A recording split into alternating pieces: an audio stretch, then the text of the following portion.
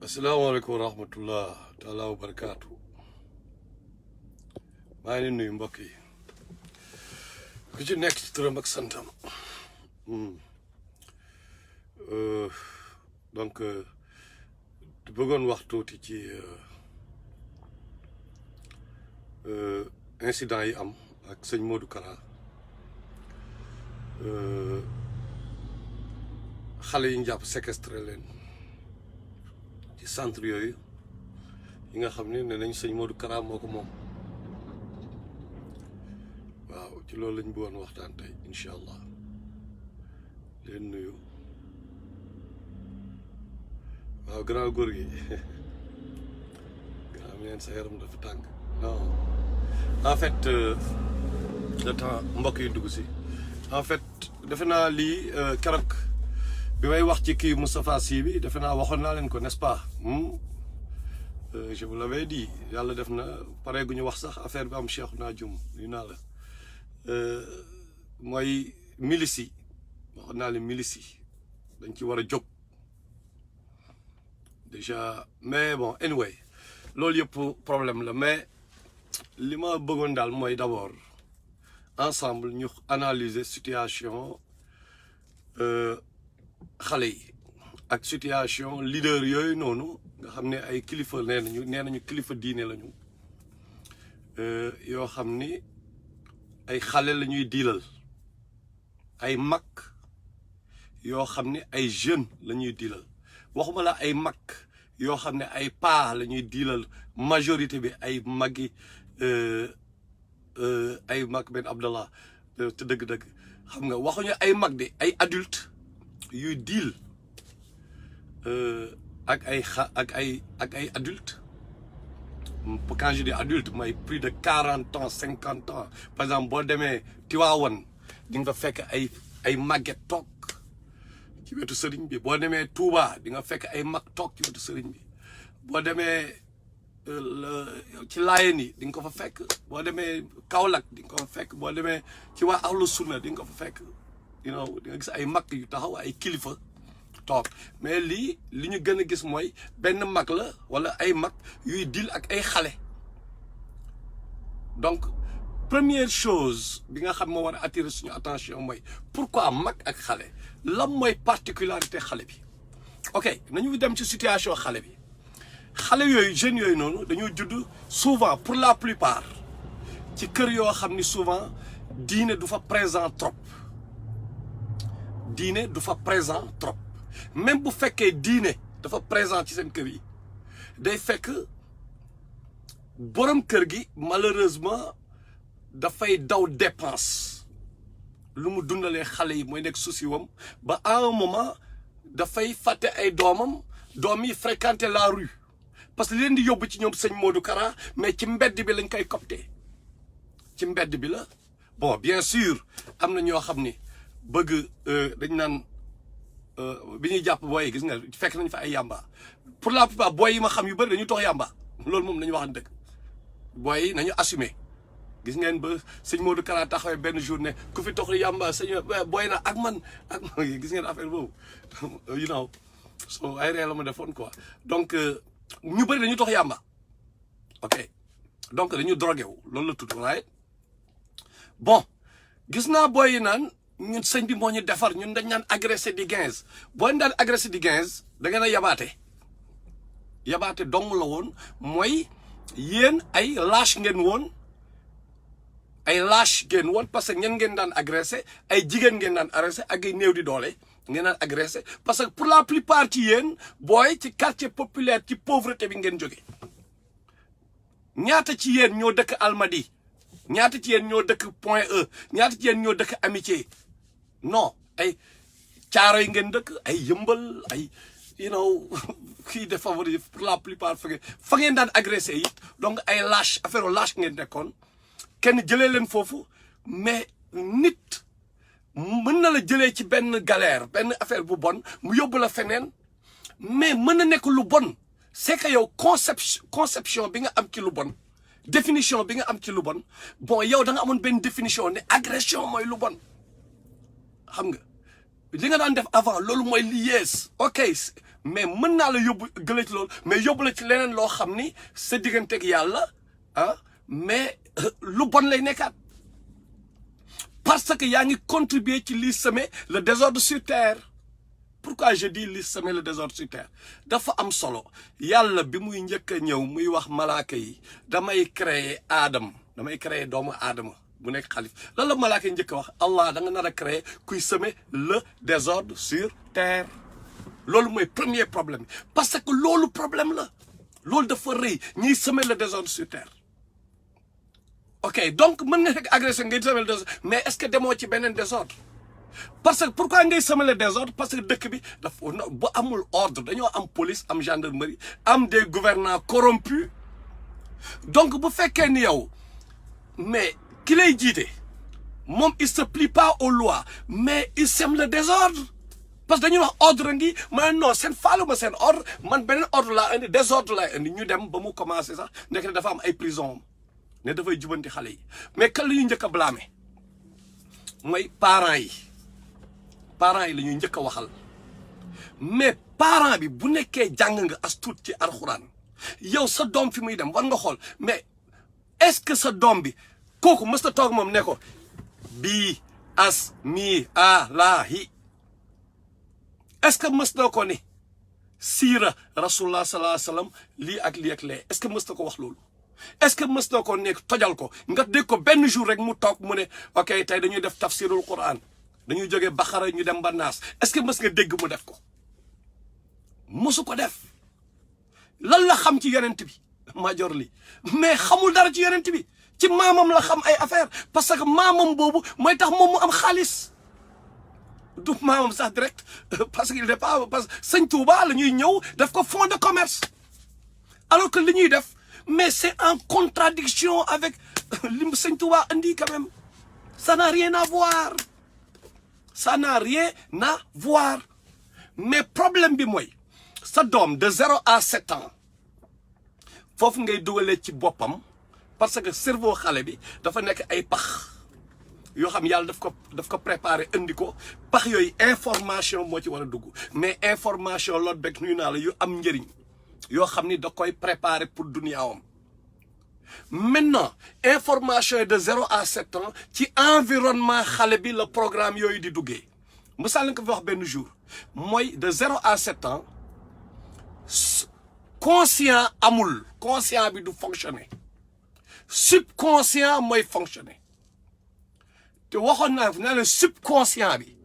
am na doole boo xam ni moom mooy contrôler 95% de nit ki li muy def ay xalaatam 80 ay habitude am 95% li muy def moom moo ko mais li gën a doy waar encore mooy subconscient bi dafa autopilote kenn du ko contrôler mooy contrôler boppam xam nga mooy lan yenn saa yi booy julli nga toog boobu yàgg ne waaye damay concentré ci yàlla nga julli boobu yàgg di xalaat soo fa laay jëlee dépense nga xalaat waaye mais xale bi ma gis sànq ci biir julli bi mais pourtant bi ngay kii da nga amoon yéene julli mais la moo tax sa mind di daw di dem ci xale bi nga gis sànq boo xam ne mën na la indi bàkkaar ci julli ji mais c'est parce que subconscient bi moo am doole bi ngay julli noonu conscient bi moo doon daw 5% rek lay contrôler subconscient bi jël maintenant subconscient bi ni ñu koy programmer par waxoon naa leen ko live bi passé par en boucle par répétition lañ koy concentrer lañ koy programmer donc xale bi moom de 0 à 7 ans conscient bi du xam lii baax na day ñëw sax laal xal bu laalee xal programme bi dugg na xam ne lii day laqe programme boobu dugg na mais pourtant mën na am mu ñëw laalaat ko xam nga mais moment boobu yaa koy dóor wala nga xëcc ko wala nga kii xale bi nga koy guider mais yaa ngi programmer xale bi nan la mel nga jënd benn téléphone bu bees benn laptop nga di laptop bi dama bëgg a déglu musique wala dama bëgg a déglu alxuraan nga jël laptop bu bees ok laptop la am na software bi gis nga hardware bi lépp gi ci biir mais da nga ni laptop bi alxuraan laa si bëgg a def dama bëgg a def alxuraan ci biir ok léegi laptop bi boo ko jëlee mais nga ñëw rek jënd ko rek bés pour alxuraan daw mais est-ce que di nga dégg alxuraan mais doo dégg alxuraan pourquoi mais parce que programmé woo ko yow yaay jël nde gars yi fan laa mën a amee programme alxuraan Justin Malick Mbengue nuyu naa la foo mën a amee programme alxuraan gars yi doole ma kii booy ba yoroo saari fan laa ko mën a downloader li ñu naan download nga download programme yi dugal ko ci biir mémoire bi xale bi noonu la mel de 0 à 7 ans environnement bi waxoon naa leen même xadis bu am solo bi kullu mawludin yuladu alal fitra fa abawaahu yu hawidaanihi aw yu nasraanihi aw yu majjisaanihi rasulullah sallallahu alayhi wa sallam mu ne Pape Malick Youm xale bu nekk dafa juddu ci ngëm yàlla bu mat sëkk mais mu ne parents wam yi moo di Fall ñoom ñoo koy def juif chrétien wala majus mu ne bi rasulullah sallallahu alayhi wa sallam foofu li mu bëgg a wax mooy parents yi mooy environnement bi ñu ne en Amérique en anglais dañ naan jésuites yi les jésuites dañ doon wax mooy ñi daan jël di yar xale yi ci église yi dañ naan give me your child between 0 and 7 and I give you the man parce que ils avaient compris que xale bi de 0 à 7 ans nga koy programmer xale bi boo ko yóbboo tey nga yóbbu ko foo xam ni dañu làkk chinois wala séeréer fekk yow nga nekk tukulóor nga yóbbu ci suñu jaam yi ñooñu noonu sant ay Fay ay Juuf suñu jaam yooyu noonu nga yóbbu leen foofu xale bi bu ñëwee mais day làkk séeréer couramment parce que programme séeréer mooy dugg te pourtant moom Haalpulaar la donc foofu la problème bi nekk léegi nag environnement bi xale bi lan la mais lan lay dégg autour de son environnement mais paa bi ak mère bi mais dugaluñu ci bopp xale programme boo xam ni moom bu gisee beneen programme boo xam ni dafay contredire dafay am contraste almaxtar daaxa dafay am contraste ak programme bi nga xam ni maanaam programme sëñ Modou Kara bu naree dugg contrasté programme bi ko parent mi dugalal mun na automatiquement day am clash daan waaye mais kii lu muy wax ni naturellement du soluble ci biir programme yi nga xam ne parents yu baax yi nga ko dugalal mais bu fa beneen programme amee yoon ci biir subconscient bi rek mais c'est parce que programme yi fa nekk dafa dëgërul amul woon dara parce que yan programme nañ ko dugalal mooy waaye xale yi kaa leen kan moo dàq fecc xale bi ñëw di seetaan nekk ci wetu parent mi di gis télé bi ñu wane ay Pawlish ñu nekk star peut-être qu'il n'a pas il a 6 ans affaire yooyu ñu gis kooku nekk star ci télé ñëpp di ko seetaan kër gi ñëpp kii Pawlish ñëw na Pawlish moom daa rek am mbay rek moom fépp la ñuy wax turam quoi booy boobu xam nga léegi xale bi automatiquement mais day xool bu nekkee sax mënul xam conséquence mais dans le programme Pawlish damay jox exemple rek parce que day daw en boucle chaque jour nga ne Pawlish ñëw na mais environnement am mag ñu njëkk ña dañ daan ñoom def attention ci yooyu yeneen fàttaliku dañ naan comme ñun Haalpulaar yi Habib Fadel xam nga lu may wax affaire de fedde dañ naan fedde yi ñii oo ko fedde kii parce que xale yu tolloo kii ñooy ànd pour ñu bañ a jël ay programme yu bon par exemple di dégg mag ñi ñoom seen i convaincre ñu bañ fa recopier ay programme yu bon seen subconscient peut-être mag ñooñu daaw ñu ko mën a nettali daaw ñu ko mën a expliquer duñ ko mën a expliquer quoi mais xam nañ ni lii baaxul dañ naan xale bi lii baaxul wala ngay lekk ñu la tel sa loxo bool bi xam nga ñoo ngi installé ci sa bopp parce que chaque jour da ngay lekk donc chaque jour da ngay téye bool bi mais ñoo ngi dugal ci sa mind ay programme yoo xam ni c'est pour éducation bi jaar yoon et tout mais bi ñu commencé bàyyi yooyu bon peut-être le problème bi am donc quelque part parents yi ci biir kër gi la problème bi commencé xale bi mais fexeel comme que kële affaire diine la koy woo mais boobay kii sa xale mais teel introduire ci bopp bi affaire diine mais del waxtaan ak xale bi en boucle dee ko tegal ay bande dessinée loolu tamit suñu problème beneen la mooy suñu Sénégal bi malheureusement xale yi mais dañ naan seetaan affaire de violence quoi da ngay seetaan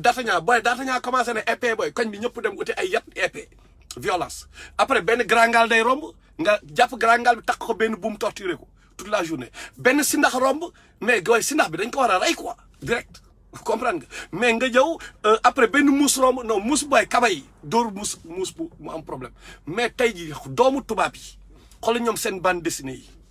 ni ñuy yërëmee xale yi déjà ñun 313 ñoo ngi ci programme boobu pour indi ay programme di defal xale yi ay bande dessinée yoo xam ne dina éducatif nañ installé booy di am yërmande ci animaux yi booy ñu teel a kii yooyu bon am na ñu si war a liggéeyal ñoo ngi liggéey ci loolu waa 313 right parce que c'est important ça c'est mais bu fekkee ni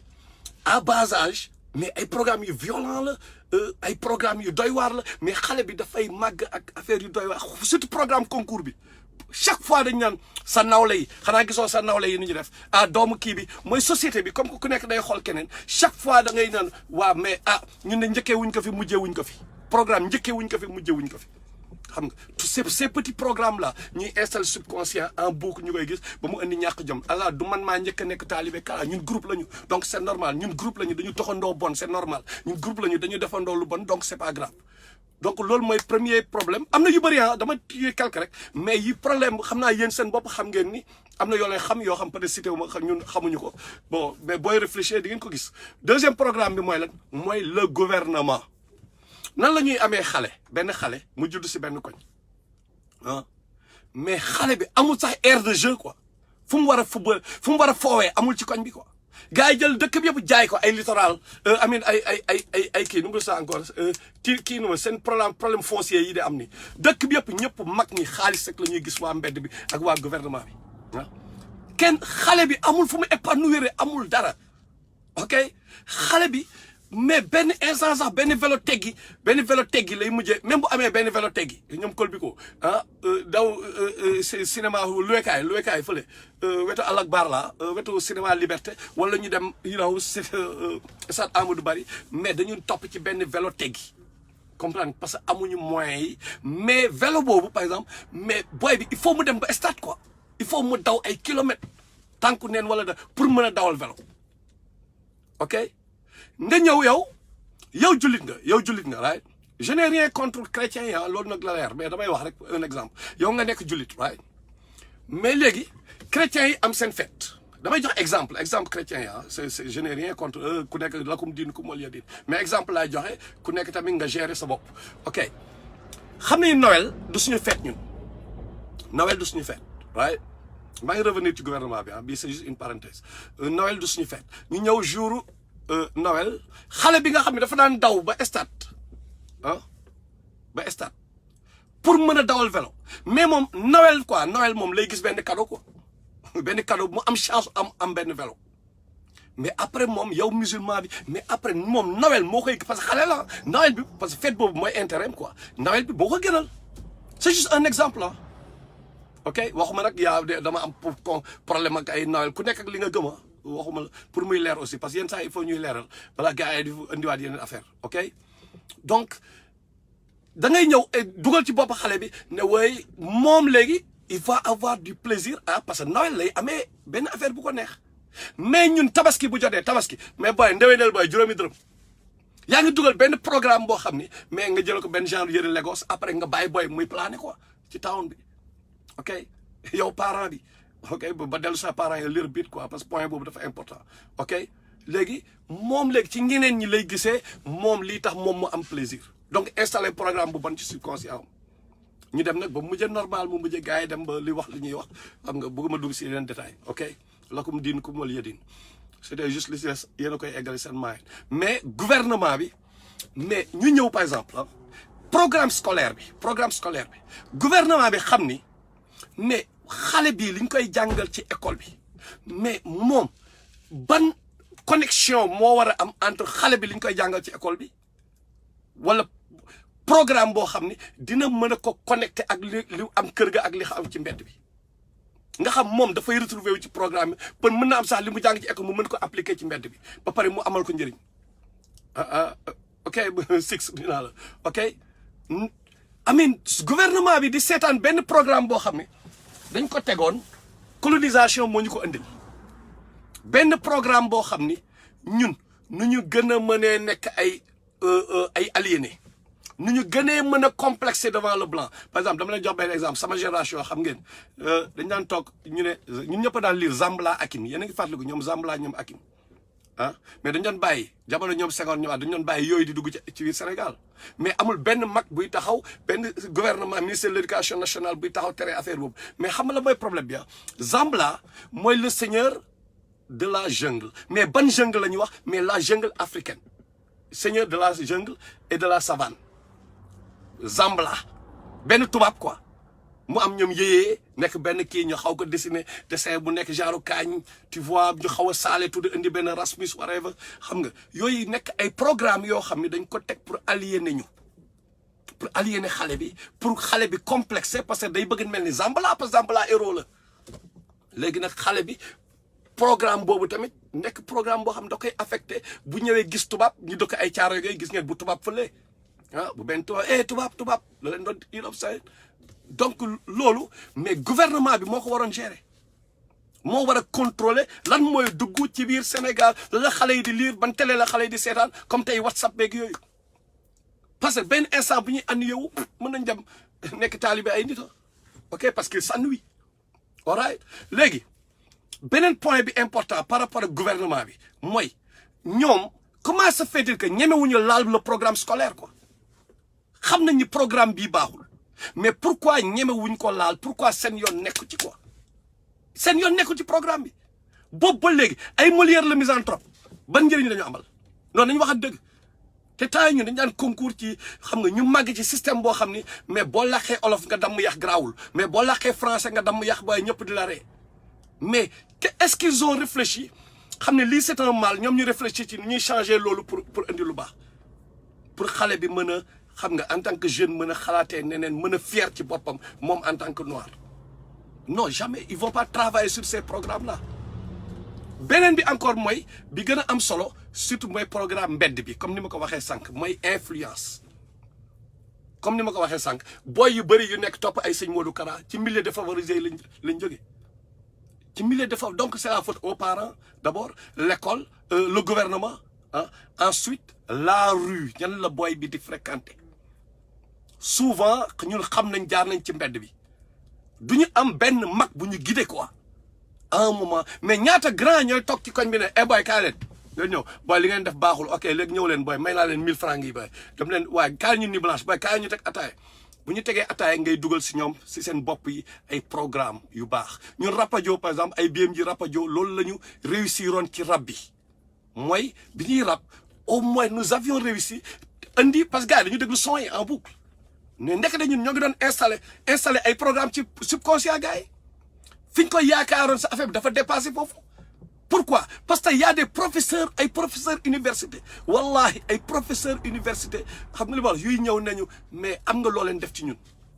ay juge ne am na loo leen def ci ñun ay ñu bëri baawali ne am na loo leen def ci ñun pourquoi mu demee noonu parce que dañ doon arrivé à jël benn programme xam nga mu koy daw yee daanuwaat ci dund gu déggan dund gi may dund nii xam nga ni booy du ñëpp ko mën mooy gis ngeen li am affaire gaal yi mais au moins waxuñu booy yi dem leen jëli ngeen di gaal ngeen xaru à la fin mooy dañ leen ko wax ñi koy dund mais malheureusement ñii léegi dañu dund bu déggan mais jël def lu yomb mais ñun nous arrivions au moins à le dire booy am na yow d'autres options mooy gëmal sa bopp mais gars nañu xeex gouvernement bi parce que moomu ñu you know ay bul wax ci daf ci baax fokk am ku wax xëpp ci kaani ay Abdou Diouf ñëw taxaw gars yi dañu dóor non son ba li ngeen dóor ñun bi temps biem ji ñu ne dóoruñu son boobu Abdou Diouf moo ngi fii moom la ñuy waxal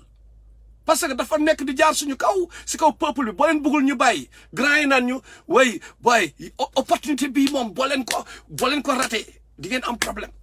opportunité bu am nga Abdou Diouf taxaw président ngeen am opportunité dóor ci kanamam ñu ne ba léegi laaluñu son bi ñu ne boo leen bëggee bul wax la ñuy dóor créel Abdou Diouf wala ñu bàyyi après ñu ne kon ñu bàyyi you know what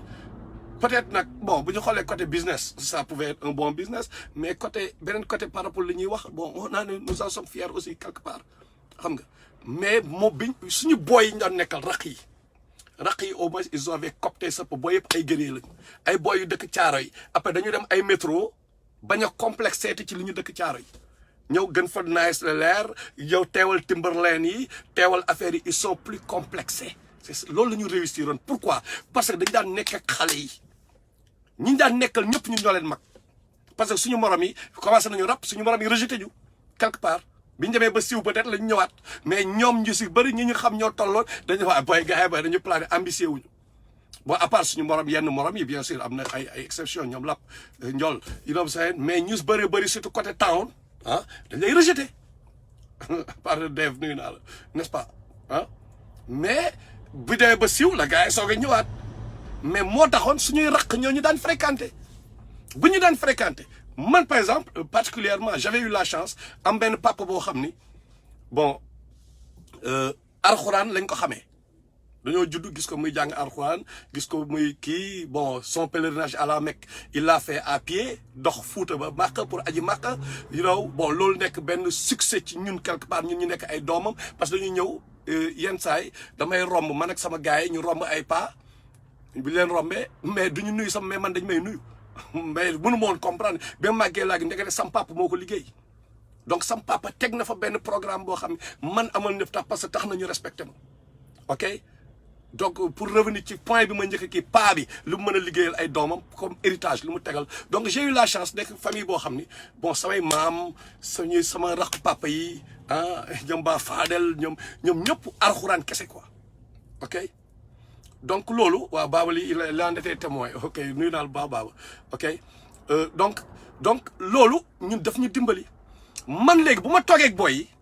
mais lu ñu waxtaan parce que dañu am ay gal fii xam nga rek affaire jeune da ngay football am ay gal fii temps club et tout mais lu ñu waxtaan ak boy yi mais quand même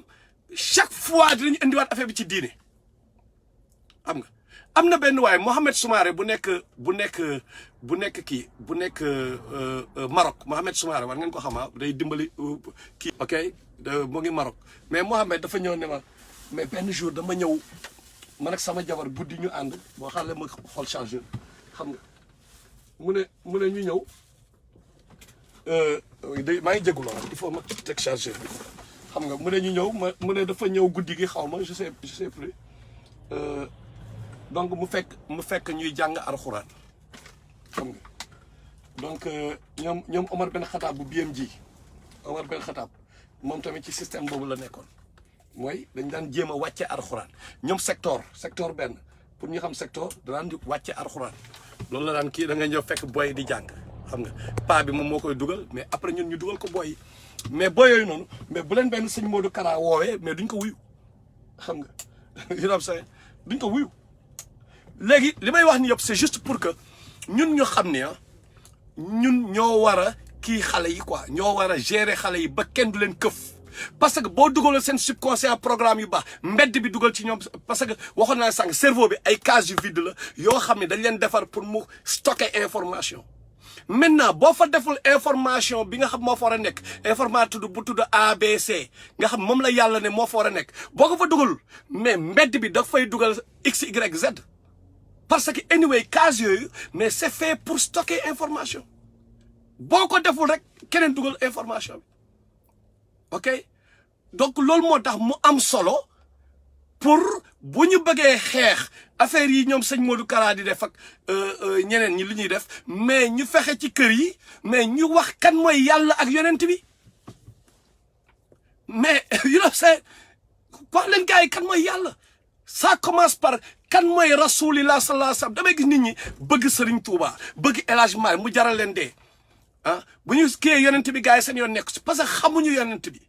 mais bu nekkee da nga bëgg Serigne Touba wala nga bëgg Maam Maodo wala nga bëgg Baye Niass ñu nekk ay héros ci yow bés bu ñu la jàngalee rasulillah non di nga bëgg ñoom Baye Niass de ndax li ñu liggéey biir Sénégal mais boo leen tuddee benn yoon rasulillah téeméer yoon nga koy tudd rasulullah sallallahu alayhi wasallam dafa nekk koo xam ni dafa wa ma arsalna ila rahmatan lil alamin li ñu mën a jàng ci ñoom mais bu nekkee sax chrétien bi bëgg nga sa mbokk parce que Sénégal am nañu ay xarit chrétien yu baax quoi xam nga pour la plupart ñu suñu gars yi chrétiens yi ay nit yu baax lañu xam nga bon peut-être dañu am ay différence loolu ku nekk ak sa yàlla ku nekk ak sa ngëm-ngëm la mais nit la yoo xam ni ils sont respectueux et tout mais sa xarit boobu da nga koy yéene lu baax mais boo ko yéenee lu baax mais da nga ko naan mais gars yi kaay ma woon la affaire benn plan bi rasulullah sallallahu alayhi wasallam you know moom tey mu ne la booy kaay ma woon la Jésus après peut-être ngeen discuter ji wala ngeen débattre whatever maanaam loolu mooy yéenante lu baax li mais avant ngay dem foofu pour dire que rek waxuma la nag say doom il faut sénégalais yi système éducatif bi ñu jàngal nit ñi kan mooy rasulillah sallallahu alayhi wasallam loolu mënuñu nekk 90% de jullit te duñ ko jàngale chrétiens yi mënuñu nekk Sénégal ne ay chrétiens lañu te duñ leen wax kan mooy Jésus ok duñu parce que bu ñu deful loolu mais après dañ leen di jàngal kan mooy Iblis mooy affaire athée yi di daw tey affaire kii bi di daw tey nu mu doon sax encore kii bi nu mu doon sax waaye bàyyi fàtte terme bi dimbali leen ma ci waay kii bi système bi daw léegi rek xam nga dañu commencé màgget mais bu ñu jàngul Jésus jànguñu rasulillah sallallahu chrétiens yi mën nañu arrangé wu heure yooyu cours boobu bi ñuy jàng ay cours allemand mais pourquoi cours boobu mënuñu ko def cours ci diine par exemple musulman bi jàng religion lan la ñu cours allemand boobu amal ban njëriñ la ñu amal pour di gën a reléguer suñu dialecte suñu langue yi au rang de dialecte ñu gën a xeeb suñu langue yi ah mais nit ñi bu ñu xamul rasulullah sallallahu alayhi wasallam mais dañu jël keneen teg ko place am bu ñu xamee rasulullah sallallahu alayhi wasallam mooy laïcité laa fàtte le mot laïcité laa bëggoon wax ok bu ñu faalewul christianisme faalewuñu islam mais après xam la ñuy topp franc-maçonnerie nouvel ordre mondial boobu li muy indi mooy ay laïcité benn système boo xam ne dañuy wax ay démocratie loo xam ne utopie la amul ay naxey mbaay la démocratie ça n'existe pas ay déjà ñoom seen biir amul benn système bu universel ku nekk démocratie grecque fii démocratie kii démocratie amul bu universel mais gain bi murit la mais boo ko jàngalul de manière académique kan mooy Serigne Touba de manière académique nga ubbi livre Serigne Touba mooy ay bindam nga ubbi ko nga ne ok you know what mais attends Serigne Touba lii la bind nañ ko analyse de manière académique mais loolu nañ ko mën a appliquer ci suñu jamono jàngaloo ko xale bi mais sëñ Modou Kara day récupérer xale bi naan Bamba fépp déjà yàlla rek moo nekk fépp wax jooju dafa rëy yàlla rek moo nekk fépp mais Sénégal dañ koy accepter ok keneen yeneen guru ñu ñëw wax lu leen neex alright parce que tout simplement mais ñi jàngalu leen sëñ Touba même la résistance pacifique de Cheikh Ahmadou Bamba bi ñu koy jàngale école ah dañ naan grand 1 petit a la résistance pacifique de Cheikh Ahmadou Bamba ça se limite à cela ok bu ñu paree ñu ne ok la résistance pacifique après le déclin de l'empire gars yi ñu yàqamte woon xool dañ naan way héros bi résistant bi mais ñafe boobu yàgg rek nga ne bom grand 3 conclusion whatever le déclin de l'empire loolu c'est des programmes de l'Occident xam nga il faut ñu jàngal nit ñi kan mooy képp ku mu gëm de manière académique ñu commencer par Rasulullah ñu wax leen ñu jàngal les 4 écoles fiqh school yi ñoom imam Ahmed imam Malik Abu Hanifa Shafi ñu jàngal leen ay ñetti école jurisprudence yi ñu jàngal ko nit yi ah ñu jàngal nit ñi kan mooy imam Bukhari imam Muslim lan mooy adunaam fan ak fan la jaar nga jàngale histoire seen histoire lan la ah nga jàngal leen loolu yëpp mais bu après nag nga jàngal leen nag parce que ñooñu ñoom sëñ Touba loolu lañ jàng loolu la ñu master ba pare ñu soog a ñooñu loolu lañ jàng daw loolu moo tax yàlla may leen li mu leen may ok mais kan moo ban garantie ñun kan moo mën a waat ni fii tey ah yàlla mënul créer beneen whatever ak wàll yu bu mënta nekk mais mën na am sax yàlla lu ko neex lay def mais nañ jéem a nekk wàllu yooyu ñun nañ ko jéem a nekk mais lu ñuy bruit vidéo yi ñuy bàyyi moo tax mais sëñ Modou Kara récupéré booy léegi nag the point is bu récupéré booy maintenant boobu ba léegi xam nga ñun la mooy suñu problème dañoo ñeme yàlla ragal sëñ Modou Kara ni ñu doon waxee ni ñeme yàlla ragal alkaati ñun depuis le début dañoo dénoncé ne lii du yoon ba gars yi bi ñu may agressé fii door ma fi ay goon ñu bëri dañ ñëwoon sëñ Modou Kara taalibe Kara yi la xam nga yenn gars yi di ma kaañoo et tout tu vois ah daal jàpp taalibe Kara yi whatever mais regretté wuñ ko parce que dañoo continuer ci affaire boobu mooy parce que mooy dëgg bu nekkee nit ki da ngay xeex te yàlla tax mais amoo looy ragal quoi du ñii ngay ragal yàlla am na lu mu wax ci alxuraan bi te ñun loolu lañ gëm par rapport ak protection ok ku ëpp doole yàlla nag nga won ñu ko ñu gis léegi ñoom moom instant boobu moom sëñ Modou Kara ak ñeneen du moom kese ah ok ñaata année lañ fi nekk def lu leen neex élection day ñëw ñu dugg ci élection yi joxe seen parole am seen discours andi seen discours mais kenn du wax léegi sax tane na ñi ñaa ngi soo commencé mais gis nga dans les années 2000 ah mais kenn ñemewul wax xam nga lan moo am benn jour ah dafa am ay taalibe yu ñëw am benn sëriñ benn imam bu taxawoon ñaari tali mu ne sëriñ mënul dugal kiyam àjjana taalibe àjjana ok moom point de vue am la bu nekkee da nga koy weddi da ngay topp nga ni ko non mën na dugal àjjana parce que aaya bi nee na lii ak lii wala kii be mais xam la gars yi def gars yi dem taal jumaa ci jumaa bi ñaari tali mu taaru ma naa la woo léegi ñaari tali ñu taal jumaa ñaari tali bi loolu moo amoon Sénégal jamono yooyu mais kan moo wax mujjul fenn bu nekkee nag dañoo am gouvernement te ñu lu neex waay def mais nañu xoolaat suñu bopp non bu ñu xoolaat gouvernement bi nañu xool suñu bopp gars yi gënuñu ñu bëri gars yi gënuñu ñu bëri ku fi am taalibe tamit gënoo ñoo bëri gënu leen ñu bëri ëpp leen armée sénégalaise gënu leen bëri armée sénégalaise ok gënu leen bëri bu ñu boolee militaire gënu loo leen bëri mais c'est parce que caay saa yaagal dafa am ci gouvernement bi mooy premier problème ñoom ñooy ñëw di corrompre pour s'éterniser wu ci pouvoir bi ñoom ñoo ko tey bàyyi leen foofu doo leen mani ak RG Sénégal yi ah du da ngeen dem loqati ji imam Ndaw ngeen ni way ay téléphone satellitaire comment ça fait que ngeen mën a jëli imam Ndaw ngeen ni yéen ngeen accusé wu leen neex right te mën leen sëñ Modou Kara am ñaara centre ça fait combien d'années mu am ko te yëgu leen ko mais yëg ngeen ko nañu waxante dëgg yëg nañ ko bu yàgg mais dañu jouer le jeu parce que daf leen di arranger moom mën nañ ko def comme benn outil boo xam dañ koy use yenn saay pour détournement de conscience par exemple ñu nekkoon ñu ne tey dañu attaqué ji Macky Sall tey ñu toog ba mu yàgg sëñ Modou Kara génne affaire bu demee nii automatiquement ñun tam attaque bi sax ñu toogaat ñu détourné ñu ci ñu commencé topp lale parce que dafa am ñoo xam noonu la leen di utiliser ci temps quoi pour que ay pour kii nu mu tudd diversion quoi pour teg ay diversion mais lépp li fa am ñoom xam nañ ko état dafa am doole. maintenant ñun li ñuy xaar mooy sëñ Modou Kara murit la ñun ñoo ngi xaar kilifa murit yi mooy sëñ Mountakha bi fi yàlla teg mu wax ci situation wu sëñ Modou Kara il faut mu wax ci parce que dafa jàpp ay nit séquestré leen. dafa def benn crime bu garaaw ku nekk taalibeem nag affaire bi du garaaw ci yow c'est normal comme booy maa ngi gis vidéo booy naan ñun ca mbedd bi la ñuy jëlee waaw defaat ñu ay nit yu baax mais booy come on booy ñi ñaa ngi ci ay bureau yi ñi ñaa ngi liggéey di am kii yow ba tey yaa ngi topp ci benn nit nit ñi dañoo libre yow libre go donc ñoo ngi sàkk ay booy léegi il faut ñu wax xalif général des mourides mu wax ak sëñ Modou Kara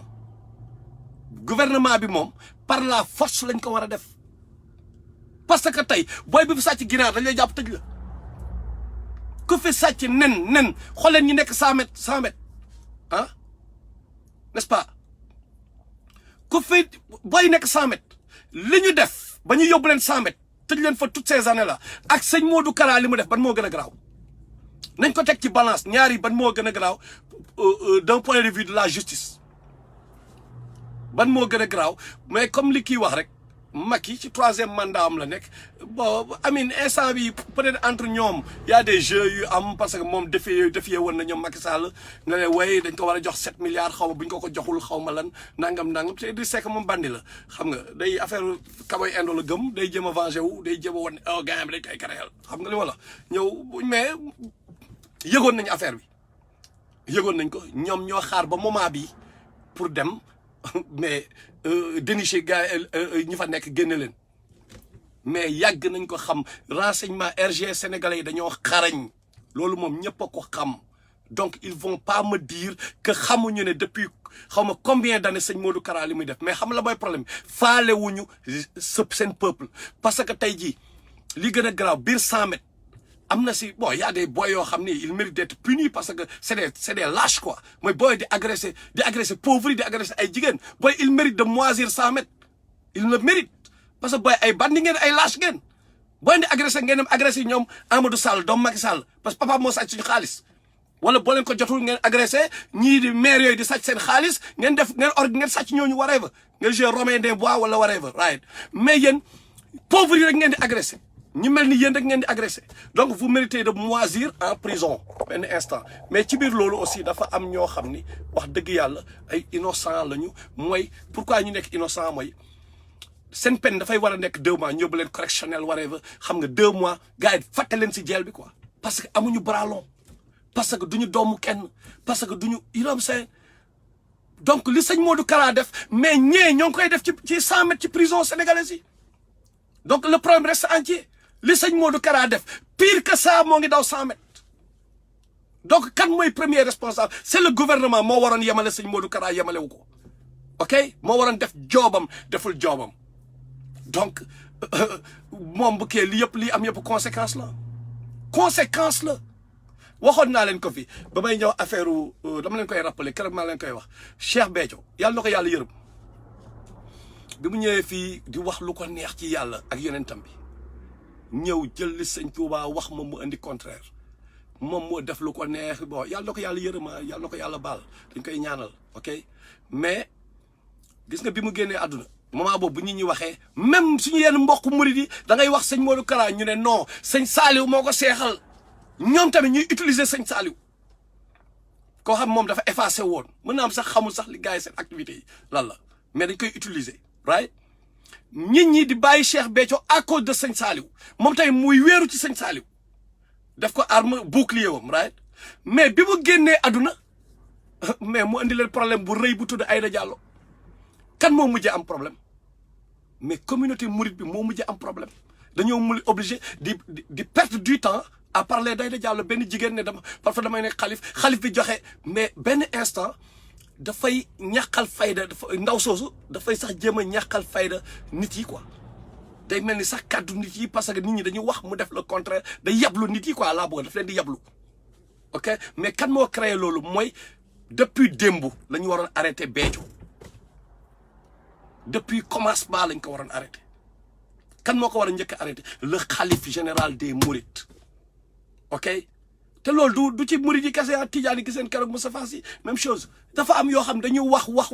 ba ñëw mu attaqué mais ñaata yoon la nit ñi di attaqué yonent bi ba kenn du wax mais jour bu mu ñëwee mu wax ci xalif bi dara ñun ñëpp ñu jóg défendre xalif bi mais avant loolu wax la ñu gën a garaaw mais comme que engagé wu nit ñi directement rek garaawul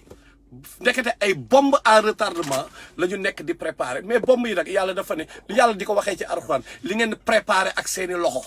mooy li dal nii ñun ñoo ko préparé ak suñuy loxo mu dal suñu kaw yàlla mu ne wa maa asaabaka min xasanatin fa min allah wa maa asaabaka min sayyiatin fa min nafsika tout bien qui t'atteint vient d'Allah mais tout mal qui t'atteint vient de toi-même si Aïda Diallo est un mal mais gars yi y a eu des négligences quelque part si Modou Kara est devenu un mal aujourd'hui c'est parce que ça vient de nous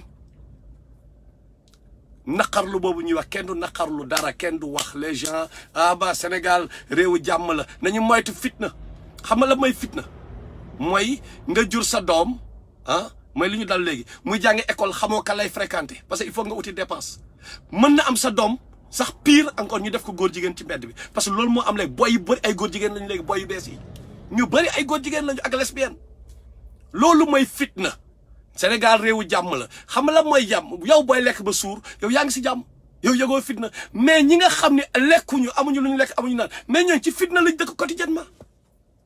donc dafa yomb yenn saa yi tamit kilifa yi toog nañu waay saa yu Macky Sall kii ñi ñu nar a xëpp kaani ñu ne non bàyyi leen fitna Sénégal réewu jàmm la ci yéen a ngi lekk yàpp di naan meew am ngeen oto yu rafet yéen am ngeen li ngeen bëgg yëpp xam nga mais ñi pauvre yi xale yooyu ñu yóbbu séquestré leen ñoom ak seeni papa ak seeni kii ñoom ñëpp mais ay kii lañu ay victime lañu ñooñu ba pare ba bu leen ñu wax yéen a ngi àjjana yéen tant que nag génnu leen ci situation boobu ñu ubbi kaamilu yàlla bi ñu ne lan la yàlla wax premièrement yàlla nee na surtout Nisa wax leen dëgg même si ça doit être contre vos propres pères et mères ordre la yàlla moo commandé mu ne wax leen dëgg même si ça doit être contre seen papa ak seen yaay parce que ku la gën a jege sa papa ak sa yaay amul gannaaw yàlla ak yonentam bi n'est-ce pas mu ne même ça doit être contre eux da nga wax dëgg mais Sénégal est-ce que nañ wax dëgg kan moo ñeme wax sëñ Modou Kara dëgg kilifa yi kan moo ñeme wax sëñ Modou Kara dëgg ñun ñu ñàkk fayda ñi ñun ñooy def ay live di wax ak Moustapha Sy di wax ak sëñ Modou Kara di wax ak ñooñu ñun ana kilifa yi pourquoi yéen doon jël micro bi ngeen wax dëgg ni ngeen di waxee dëgg bu nekkee weeru yàlla bi bu ñu nee suba dañuy woor wala wooruñu wala suba weer bi feeñ ak feeñul da ngeen di jël micro bi ngeen ni bu kenn julli suba parce que ñun gisuñu weer ngeen you know what I'm saying wala suba julli leen quand il s'agit de yëfu yàlla mais pourquoi doo leen def noonu pour arrêter ñii parce que yéen a ko war a gérer dañ leen di ñaan lillahi wa rasuli ngeen gérer ko bu fekkee yërëm ngeen sénégalais yi yéen Macky Sall daf leen a ragal xam nga dañ doon wax ci xam naa tam gars yi ne xamoon naa dina tudd Ousmane Sonko ma ne waaw dama leen di jox benn exemple Ousmane Sonko man xam naa ni moo doon président AMS gëmul am na yoo xam gëmu ko mais gars yi dañ koy imposer benn instant il est obligé d'aller ñëw bu nekkee bon day bàyyi conviction personnelle commencé kii il est obligé d'aller à Touba wala fenn def loo xam ne day raam mën na dem raam su jot te man xam naa ni président Ibadou yi la woon quand même AMS mais bu ko deful sénégalais yi kenn du ko kii parce que pourquoi kenn du ko faale parce que kilifa bi reconnaître ko moom il est obligé d'aller tout faire pour que kilifa bi reconnaître ko pour que yéen ngeen soog ko reconnaître donc vous voyez pression bi ngeen di teg ci homme politique yi da ngeen di teg pression ci ñun peuple bi ok mais bu nekkoon kilifa yi seen bopp ñooy taxaw ne ñun suñoo nekk ñun suñu job lii la képp ko te li gën a garaaw encore mooy ñii di dakkoon ne ñëpp ñoom sëñ Modou Kara ñoom ñëpp nee nañu ci diine la ñu bokk ñoom ci diine la ñuy yëngu quoi bokk ak ñeneen ñi yëngu ci diine mais lu tax ñemewu leen wax mais lu tax ñemewu leen wax dara parce que dañu indi instable xoolal sëñ Modou nee na ah bu yeboo ngeen tëj ma poroxaan de parce que boo leen mën tëjul poroxaan kër gi dina dëkk bi dina yëngu mais dafa défier sénégalais yi loolu défi la mais Macky Sall bu may tëj mais tëj sax du am parce que benn instant tamit bu dekkee dëgg rek la ñuy waxante instant bi dañoo war a sax négocier ak sëñ Modou Kara parce que le mal est trop profond gars yi ñun ñoo seetaan ba mu créé fi ay zombies mu créé fi ay ñoo xam ni nee nañu ay soldaaru jaakara lañu mais samir naa wa atax naa bu leen newoon dem leen ngeen rey seen bopp dañoo rey seen bopp mais ñoom ci ñun la ñu bokk loolu mooy problème bi suñuy raq la da ngay live yi sax doo ko bëgg def parce que man am na si ñoo xam ne samay raq lañu yoo xam man xam naa dañ ma bëgg te noonu laa leen bëggee mais je suis obligé de dire la vérité parce que d'accord ma ak ñoom ci loolu am na ñi may wax xam nañ seen bopp ok da ngay gêné wu benn instant parce que ñoom à un moment ñoom ñoo ñuy jaxase sax ak suñu raq yi ak suñu mbag yi ñoom sëñ Modou Kara ñooy jaxase réew mi parce que ñoom dañuy ñëw mais brainwash xale yi lavage de cerveau yóbbu xale yi ci yu kenn xamul léegi boo ñëwee xale yi booy yàlla nee na affaire yooyu xale yi après yow la ñuy mere mën nañ sax xeex ak yow fekk yow dañ la mës a respecté kan moo indi iblis bi ñoom ñoo indi iblis bi xool leen donc ni ñuy semer le désordre sur terre désordre bi ma leen doon wax ci seen activité yëpp ils divisent les sénégalais ci lépp parce que tey jii xale yooyu ci ñun lañ bokk suñuy raq lañu suñuy doom lañu qu'est-ce que léegi nu ñuy def programme bi est solidement installé dans leur subconscient xale yooyu comment nous allons faire pour déprogrammer ces kii là du ñaari alternative moo am éliminer le leader l'éliminer quand je parle d'éliminer il faut éliminer le leader wala négocier avec lui ne ko léegi xam nañ ni booy yi gëm nañ la et tout gain dañ lay yóbbu jeel ñu parce que ñun ñooy état ñoo la ëpp doole ah ñun am nañu ay commando suicide yoo xam ni mën nañ la yónnee ñu ray la léegi te coow du jib parce que ñun ñooy état ok parce que ñooñu loolu la leen formé ñun mën nañ la empoisonné léegi nii li ngay coob ñun am nañ moyen pour sa lekk ah ñu topp la sa lekk ñu def ci poison nga lekk ko loolu état am loolu yëpp maintenant lenn mooy mën a am changer le programme bi ngay liggéey ak sa taalibe yi léegi yow dañ la booleeg diw moom maîtriser na alxuraan beeg yooyu yow léegi jëlal booy yi nga branché leen même bu fekkee da ngay fay sëñ Modou Kara nga fay ko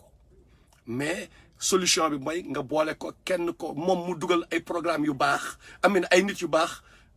mu liggéey ak ñii quoi ak ñeneen ñoo xam dañu mën a réorienter booy yi lan mooy kii bi mooy dinañ mën a répéter maintenant programme yu baax yi en boucle moom noonu la mën a sauver xale yi mais il faut ngeen menacer ko aussi mu xam ne lii mooy état ku fi jaay dëgër bopp dama leen di wax raay peut-être ignorance moo tax surtout booy taalibe yi laay wax ku si jaay dëgër bopp di boo bëggul sa bakkan sa affaire la mais état wu adduna bi yëpp état dafa am doole loolu moom bi boo ngeen xam ko état bu bëggee jaar sa kaw xoole ñaata militaire ñoo jaar Bango ñaata ki mën leen ëpp booy yi c'est pas possible service secret yi xam ngeen kan ak kan la ñaata gendarme ñaata policier ñaata ñoo xam ni ay comme commando yooyu nekkoon Thiès par exemple suicidaires yooyu amoon na ay cinq gars yoo xam dans les années 79 ñoo xam ni mais ils étaient tellement bien entraînés bëgguma sax dugg si détail boobu mais genre yooyu am nañ état daf ko am ba tey donc ñoom bu ñuy seetaan li comme ni ma ko waxee ñoom ñoo ko tey mais booy gars yi bu leen bëggee éliminer en une seconde Macky Sall mën na leen éliminer bu leen sonal seen bopp mais peut-être lu tax mu koy def mooy day ragal peuple bi wala mu am ci ay programme personnel mais bu leen xaru quoi bu leen xaru li leen di yóbbu arrangé wu leen ok bu nekkee nag ñun li ñuy wax da ngeen def ne ay foo la jël leen le temps taalibe yi laay wax ngeen ubbi alxuraanu yàlla bi ngeen commencé ko lire ngeen comparer waxu yàlla ak waxu ki ngeen di topp ok jël leen 1 mois boo xam ne da ngeen naan ok léegi you know what sëñ bi moo ngi fii bëgg naa ko topp naa ko mais léegi dama bëgg xool sama borom mi nga xam moo ma créé sëñ bi moom lan la wax waxuma nag ay interprétation de ay aras laa fanaan ak ay maras laa fanaan barki dem waxuñu yooyu de mais li ñu wax mooy ngeen xool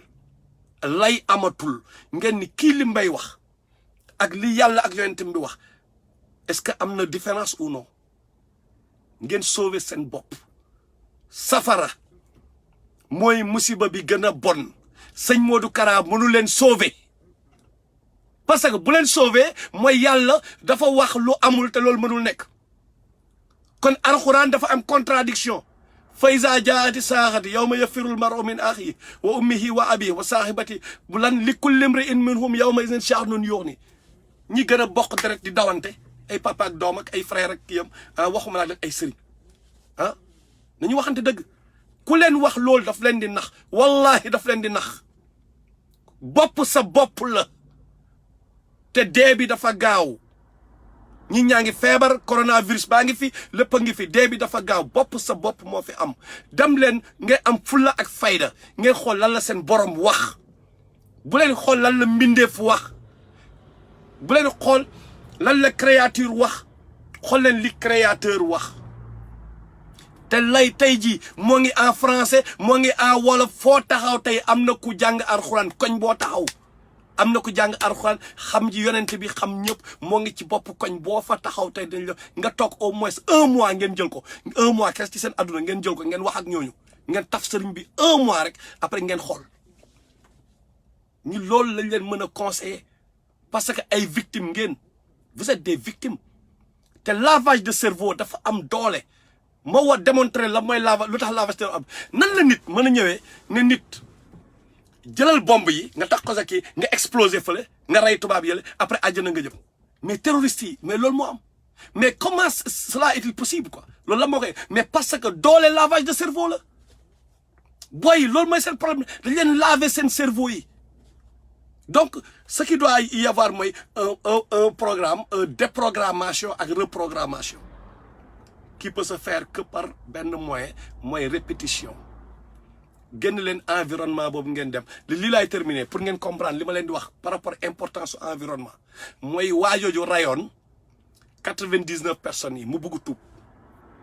99 mu bëgg tuub right mu ñëw rasulullah sallallahu alayhi wasallam moo koy nettali mu ñëw ci benn borom xam-xam mu ne ko dama bëgg tuub mu ne ko lan nga def mu ne ko damaa rey ay nit tëddee ay néew ak wax yu bon yi mu def yëpp ko borom xam-xam mi ne ko yow de sa cas moom non sa cas critique la yow gain yow moom mënu kenn mën la sauver mu rey borom xam-xam boobu muy sang après nag mu ñëw ñu ne ko am na benn dëkk boo xam ni benn borom xam-xam la dajal quoi benn waliyu boobu ne ko yàlla mën na la sauver parce que mooy rahman mooy rahim mën na la sauver am na benn dëkk bu nekk fële boo fa demee ndam yàlla sauver la defal hijr nga dem foofu bi waa ji di dem ci yoon bi mu dee ci yoon bi mu deewee ci yoon bi dafa ay histoire ñu bëri xam nañ ko xam naa loolu ok bi mu deewee ci yoon bi malaakal wa naziaati gharqan wa nashiraati nashran suratul naziat xam nga da foofu ngay comprendre ndekete dafa am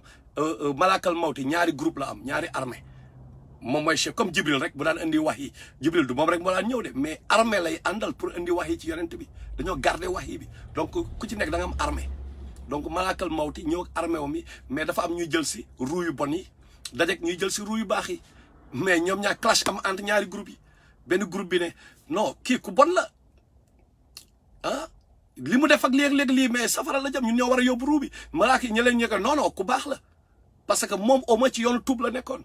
ñun nañ yóbbu affaire bi ci Allah bi ñu yóbbu Allah jugé Allah ne mesurer leen distance bi entre lu ko dese mu egg bu nekkee moo gën a tuuti mais ñu baax ñu yóbbu ko bu nekkee moo gën a kii am na sax borom xam yu naan yàlla da moo mujj plier terre bi pour sauver waa ji léegi li ñu amal solo par rapport ak ñun contexte bi ñuy waxee mooy lan moo tax borom xam-xam boobu ne ko demal dëkk bële mën na am yàlla baal la parce que dëkk boobu ñu baax ñoo fa nekk ay jaamukatu yàlla kese parce que programme bii daw dëkk boobu mooy en boucle jaamu yàlla moo fay daw en boucle moom environnement bi mu doon nekk baar bi rey nit yi di ànd ak ñu bon yi nekk chef de bande ànd ak dafay bàyyi programme boobu bàyyi environnement boobu pour changer d'environnement maintenant kooku ne ko demal environnement boo xam ne dina mën a déprogrammer sa subconscient pour dugal ci ay programme yi nga xam ni mooy tax yàlla baal la mooy tax au moins nga jege yàlla mooy tax nga tuub affaire yi parce que programme boobu pour mu installer subconscient il faut muy daw en boucle ci yow muy daw en boucle maanaam en répétition